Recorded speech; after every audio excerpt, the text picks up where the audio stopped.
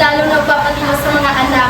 Pamalo ba? Kung pangalan, kitatanghal ng hindi ko'y isang tanging balagtasan, napaksa ay nauukol, susubing pantahanan. Ito'y laging suliranin ng mabugkok na magulang, na ang nasa'y patinuin, bawat supling nilang hirang. Sa paghubog sa ugali, nitong anak na tangkakan, alin ang dapat gamitin? Pamalo ba? O pangalan? Akin ngayong tatawagay, mga tanyag na makata, na taimtim ang pag-ibig sa sarili nating wika. At kung sila'y narito na at handa nang manalasa, hinihintay ko na kayo, manawagan silang pusa. Samantala ako ito, bilang lakandiwa, ay marangal na labanan ang tangi kong ninanasa. Marangal na lakandiwa at mga mahal kong kalahi. Ako po si Dana Denise and Kalawigan, nagbibigay pasintabi. Sa pinuksan dito ngayong isang paksang tangi-tangi, iyang panig ng pamalo ay siya kong pinipili. Mahal ko man anak ko, ito'y walang pasubali. Hindi ko papayagang maging likpo ang ugali.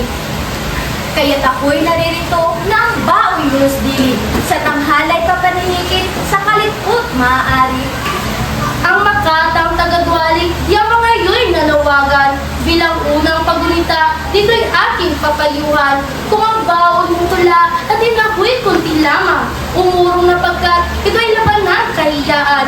Tatakbo at kung handa ka, makihamok ng lutlutan. Pumanig ka at ipagtanggol ang panig mong pinanigan. Binibining na kang diwa, nalilipig karamihan. Ang inyong ligot at nagsusagaya, bumabati nagtutugay sa inyo't madunood. Yamang diya, may makatang naging namuhatan, na ang dala ay pamalo, sa bunsong may kasalanan. Ako sana'y papanikit, ang dala ko'y at lamang, o paniayos, ang anak sa magapat na pangaral. Higit itong makataot, ito yan lang patunayan. Sukdang dito'y magkahalo, ang balat sa tinalupan. Sa sumangkot ng baguhan, mamakatang bulaklak, sasabihin ay kayari, at ito nga'y pagpapayo. Sino ka mang nanawagan, buhat naman sa palasyo. Ang tuntunin ni sa diway, malinisang pagtatalo. Yan ang pa, magtuloy ka, at ilahad niyo dito ang kanitaan ng pangaral na tinurang makatao. Ngunit ang isipan ng isang bata ay parang itatayong bahay ng tablang ihiyas ay marapat na kakuan. Paano kung may kakabit ang magandang mong pangalan kung hindi may agis ang pamalong iyong tangal? Sa panahon ito, lumay ka lang ang karunungan. Kapag bahay na kumpleto, walang pa kung kalanan ng bato at buhay ng magandang mga aral. Alin yan na design matinong mag-isipan. Ang hubog sa pamalo'y kumigising na lalaki at sa bayay magagamit ang panulok na haligi. Ilang na niyang gusto sa pangarap pinabili.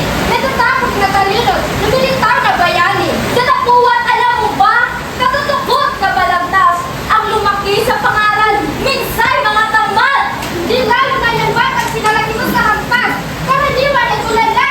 Torpe, ubig, tungga. Hayo'y ngayo'y magiging na ang dalawang nagtatagi. Suwari ko kayo kakway, tumpak naman bawat tagkis. Ang pamalo at pangaral ay ang inyo rin bangkit. Kung tayangin makatimbang sa dinagling mga matuwid. Merong batang sa pangaral ay agad nang nakikinig. May daling silamang punso, kailangan ay hagupit. Kaya't kayo ngayon patas, walang nanalo at walang galit. At ang tunay na nanalo, si Tambayang nakikinig. Muli, maraming salamat sa inyong pakikinig. Ako muli, si Rochelle Jean P. Villarreal, kasinta ninyong lakandiwa. Kami ay napupugay sa inyong sumubaybay sa tagisan ng talino